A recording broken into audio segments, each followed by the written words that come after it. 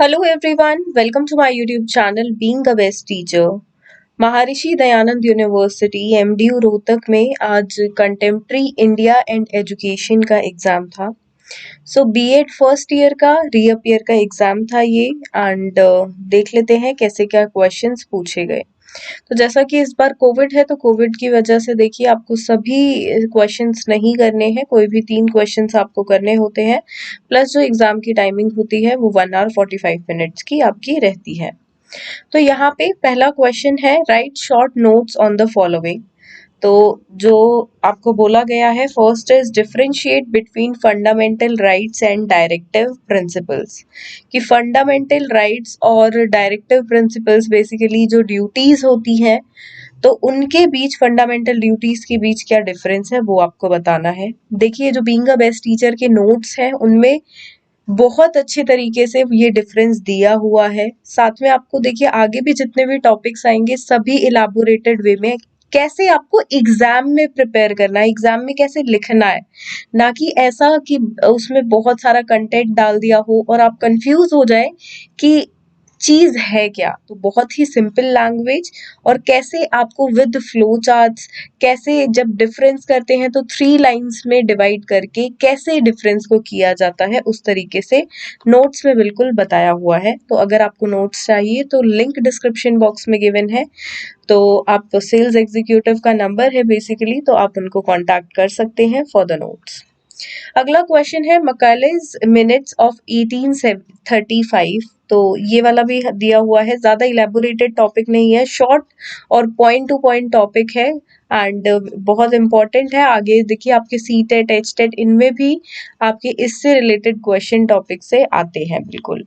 Then features of common school system, common school system क्या होता है प्लस उसके फीचर्स क्या है, तो इस तरीके से ये क्वेश्चन अटेम्प्ट होना है। देन कॉन्सेप्ट ऑफ कल्चर, संस्कृति क्या है। देन क्वेश्चन 2 है discuss the concurrent states of education in India constitution, in Indian constitution, give argument in favour of and against concurrent list of education. तो ये question भी किया हुआ है हमने। आगे है question number 3, what do you mean bye marginalised section, marginalised section से आप क्या समझते हैं। साथ में डिस्कस करना है role of education in empowerment of marginalised and disadvantage section of the society. तो देखिए यहाँ पे आप क्वेश्चंस में देख रहे होंगे और नहीं लिखा है जो हमेशा होता है, तो मतलब आपको पूरे जो भी जितना भी कंटेंट है उसमें से आपको बिल्कुल फ्रीडम है, आप कितना अटेम्प्ट करना चाहते हैं। Next is question number 4, give a critical appraisal of the recommendations of Indian Education Commission। ये क्वेश्चन हमेशा आता है, मैंने आपको पहले भी बताया हुआ है, बहुत इंपॉर्टेंट है, तो ऐसे क्वेश्चंस को बिल्कुल नहीं छोड़ना है एंड बहुत अच्छे से नोट्स में ये क्वेश्चन इलाबोरेट करके कैसे आपको फ्लो चार्ट बनाना है, कौन से पॉइंट को हाईलाइट करना है, सब कुछ मैंने आपको बताया हुआ है। क्वेश्चन नंबर 5 है describe the needs and objectives of national curriculum framework 2005। Then further national curriculum framework का भी टॉपिक मैंने ये 4th और 5th क्वेश्चन हमेशा आपको बताया कि इस सब्जेक्ट में आते ही आते हैं एंड ये दोनों टॉपिक्स हमने किए भी हुए हैं। Next is question number 6, what do you mean by universalization of elementary education, discuss the role of Sarva Shiksha Abhiyan in universalization of elementary education. तो यूईई का टॉपिक और सर्व शिक्षा अभियान का टॉपिक सभी हमने किए हुए हैं, साथ में मिड डे मील और आरएमएसए भी का भी टॉपिक है जो आया नहीं है क्वेश्चन में बट अक्सर आ जाता है, तो वो भी साथ में नोट्स में बिल्कुल है। Then next is explain the concept of modernization. What are its advantages and disadvantages? तो modernization क्या है, उसके लाभ क्या है और हानियां क्या है। Question number 8, what do you mean by democracy? Discuss the relationship between democracy and education.